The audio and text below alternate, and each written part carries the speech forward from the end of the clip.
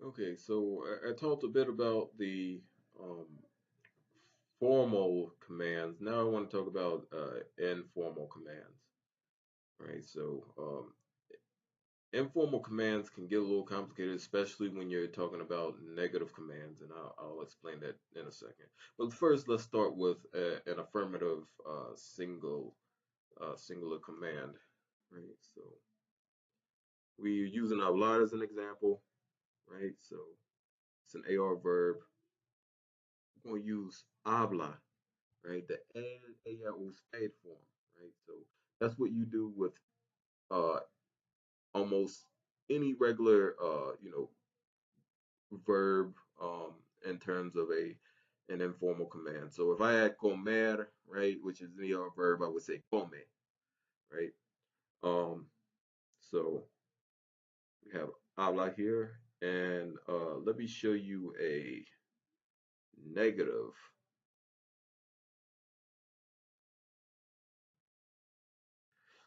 No hables. So you're probably wondering, where is this coming from? This is coming from the to form of the subjunctive mood, right? So again, let me use comer as an ER example again. So instead of using e or whatever, we're going to say no comas, right? So we're going to use the to form of that subjunctive mood, whatever it might be for that particular verb. And as you know, there are always irregulars for every form. So just be careful. Like for example with ear, right? And I may do a video on that. Um, we have that, and now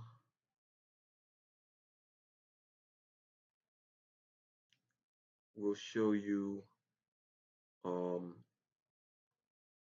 plural command, right? And this is going to be redundant, but you know why?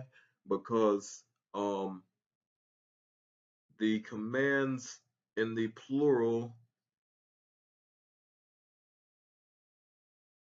for both formal and informal commands are the same because you're referring to ustedes in both cases, right? So the biggest difference between formal and informal commands is going to lie in the singular forms, all right?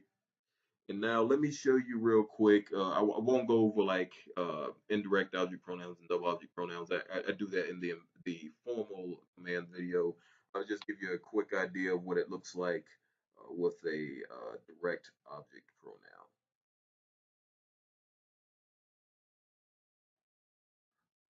Hablalo. So I'm connecting my object pronoun with the command in the affirmative, and then with a negative command, no lo hables. Right? So we have a negative command, and then right before that conjugated verb, we have our object uh, pronoun. All right, that's going to apply to indirect object pronouns. It's going to apply to double object pronouns, as always. Again, refer to my formal command video about what happens with indirect object pronouns and double object pronouns.